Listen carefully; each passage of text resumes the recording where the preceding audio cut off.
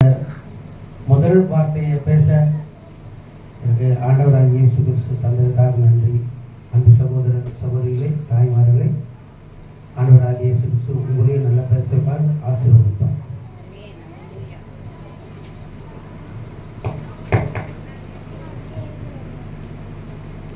லூக்கா சுவிசேஷம் 23:34. யாராவது ஒருத்தர் பிதாவே, இவர்களுக்கு மன்னியும், தாங்கள் செய்கிறது என்னதென்று அறியாதிருக்கிறார்களே என்றார். ஆண்டவர் பாருங்க, தாங்கள் செய்து என்னென்று அறியாது இருக்கிறார்களே. பாவங்களை மன்னிக்க அவர் இந்த பூமிக்கு வந்தார், சிலுவையை சுமந்து ரத்தம் சிந்தினார். உங்களுக்குள்ள துன்பப்படுத்தினதற்காக நீங்கள் ஜெபிக்கிறீர்களா? யாராவது ஜெபிக்கிறீர்களா? நீங்க அப்புறம் சில பேர் என்ன பண்ணுவாங்க, ஏதாவது ஒரு தப்பு பண்ண வீட்டில் குடும்பத்திலும் சரி வெளியவும் சரி, யாராவது ஏதாவது பிள்ளைங்களோ யாராவது தப்பு பண்ணிட்டா மன்னிக்கவே மாட்டாங்க. மன்னிக்கிறதுக்கு அவங்களுக்கு அந்த யோசனையே வராது. என்னடா அப்படின்னு சொல்லிட்டு அவங்களுக்குள்ளேயே அப்படியே இருக்கும். மன்னிக்கிற போல தான் இருக்கும், ஆனால் மன்னிக்க மாட்டாங்க, அப்படியே இருப்பாங்க. ஆனால் ஆண்டவராகிய இயேசு கிறிஸ்து அவர் சிலுவையில் அடிக்கப்பட்டு நொறுக்கப்பட்டு விளையாட குத்தப்பட்டு அவ்வளோ அவசரப்பட்டோம். பிதாவே, இவர்கள் தாங்கள் செய்கிறது என்னென்றே தெரியாமல் இருக்காங்களே, இவங்களை மன்னியுங்கள் அப்படின்னு ஆண்டவராகிய இயேசு கிறிஸ்து சொல்லுகிறார். மத்திய சுவிசேஷம் 11:21-22 வாசிங்களேன்.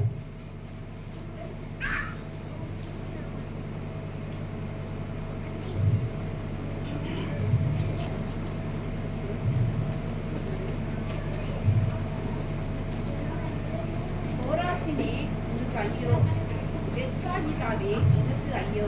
உங்களில் செய்யப்பட்ட பலத்த செய்கைகள் தீருவிலும் சீதோனிலும் செய்யப்பட்டிருந்ததனால் அப்பொழுது இருட்டொடுத்தி சாம்பலில் உட்கார்ந்து மனம் திரும்பி இருப்பார்கள். ஆண்டவராகிய இயேசு கிறிஸ்து ரொம்ப பாருங்க, அற்புதமான நம்மை வார்த்தைகள் ஆண்டவர் கொடுத்திருக்கிறார். நீங்க மன்னித்தால் உங்க பாவங்களை ஆண்டவராகிய இயேசு கிறிஸ்து மன்னிப்பார். நீங்க என்ன பண்ணணும்? மன்னிக்கணும். இப்போ நான் கூட இப்போ ஒரு ஊழியத்துக்கு நான் போகிறேன். அங்கே ஒருத்தர் திடீர்னு ஒரு சகோதரி ஒருத்தர்கிட்ட 500 ரூபா பணம் வாங்கிட்டாங்க. எங்கள் கூட ஊழியத்துக்கு வரவங்க பணம் வாங்கிட்டாங்க. அவங்க இந்த டேட்டில் இன்னைக்கு தரேன்னு சொல்லிட்டு வாங்கிட்டாங்க. அது தரலைன்றதுக்காக மற்றவங்ககிட்ட போய் சொல்லி அவங்கள அவதூறமாக திட்டி அவங்கள பேசுகிறாங்க. கேட்குறவங்க இப்போ காசு நம்ம கொடுக்குறோம், நம்ம காசு கேட்டால் அவங்களே அவங்க திட்டி அவமானப்படுத்தி ரொம்ப இது பண்ணாங்க. அப்போ வந்து என்கிட்ட சொன்னாங்க, நான் கூட சர்ச்சில் பேச போகிறேன் ஸ்ரீபன், ஃபஸ்ட்டு வார்த்தை பேச போகிறேன். நீங்கள் இங்கே வந்து இதுமாரி அவங்க வந்து அவ்வளோ அனாவசியமாக திட்டுனீங்களே, நீங்கள் பேச போகிற வார்த்தை மன்னிக்கிற வார்த்தை. எப்படி ஆண்டவர் உங்களை மன்னிப்பார்? நீங்கள் அவங்களுக்கு வாங்கின அந்த காசை திருப்பி கொடுத்தாதான் உங்களை மன்னிப்பார். நீங்கள் ஆண்டவர்கிட்ட ஜெபம் பண்ணி மன்னிப்பு கேளுங்க, உங்களை மன்னிப்பார். பிதாவை அவர் ஏசப்பாவை சிலுவையில் அடித்து ஆணியால் அடிக்கும் போது அவங்களே பார்த்து காரி துப்புனாங்க. அவரே அவங்க கல்லறைகள் பார்த்து பிதாவே உங்களை மன்னிங்கள்னு சொல்லி ஆண்டவர் சொன்னார். நீங்கள் இதுமாரி பண்ணுறீங்களே, அப்போ தான் உங்களை மன்னிப்பார் சொல்லி அவங்களுக்கு சொன்னேன். அதுக்கப்புறம் மறுபடியும் அவங்க வந்து அந்த காசை எடுத்து வந்து அவங்கள்ட்ட கொடுத்துட்டாங்க. நீதிமொழிகள் 28:13 வாசிங்களேன்.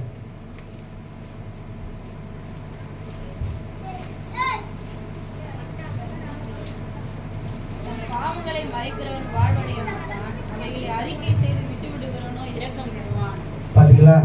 நீங்கள் பாவங்களை நம்ம எவ்வளோ பாவங்கள் குடும்பத்தில் கூட பிள்ளைங்கிட்ட ரொம்ப அவதூறமாக பேசிடுறோம்.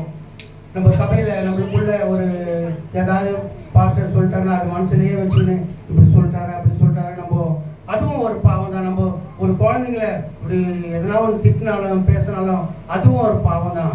அந்த பாவங்களை மன்னிக்கத்தான் ஆண்டவராக இயேசு கிறிஸ்து இந்த பூமிக்கு வந்தார். நம்ம எவ்வளோ பாவங்கள், நானும் ஒரு நேரத்தில் எவ்வளோ பாவங்கள் செய்திருக்கிற.